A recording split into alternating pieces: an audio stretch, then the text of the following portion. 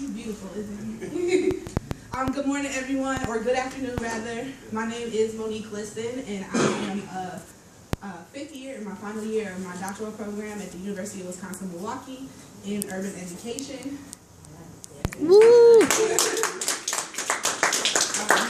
So what I am presenting is kind of the first chapter or so of my dissertation work, of where my research is going.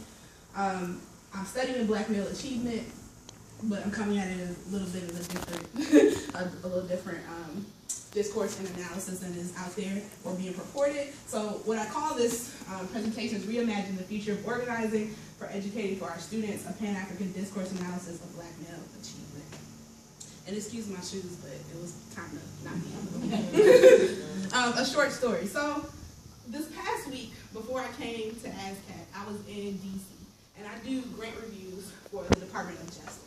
And my professional work is in a lot of women's work. I used to be, up until last Friday, the assistant director of the Women's Resource Center that was on campus. And so violence against women is kind of the thing that I spend a lot of time doing a lot of work in and dealing with. And so the Department of Justice brings in people from all across the country to do peer review of grants for the Violence Against Women Act grants.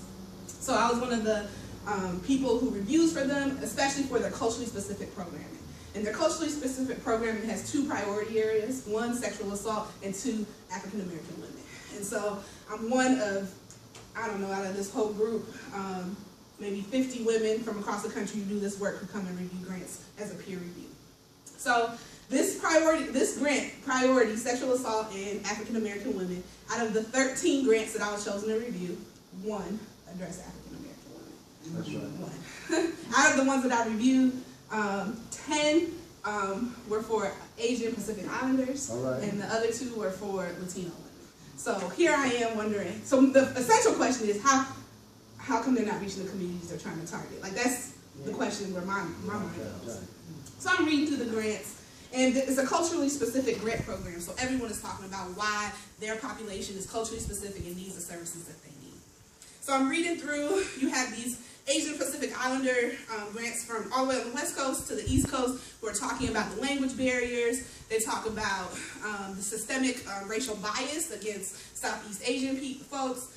They talk about the inability to culturally understand the relationships between men and women in their communities, all of these things. And the last, I saved the best for last. I saved the one on the Black women for last. And I read it, and the narrative, the project narrative, says our communities are troubled, we have a culture of violence, we are basically berating themselves in order to define the need for the grant.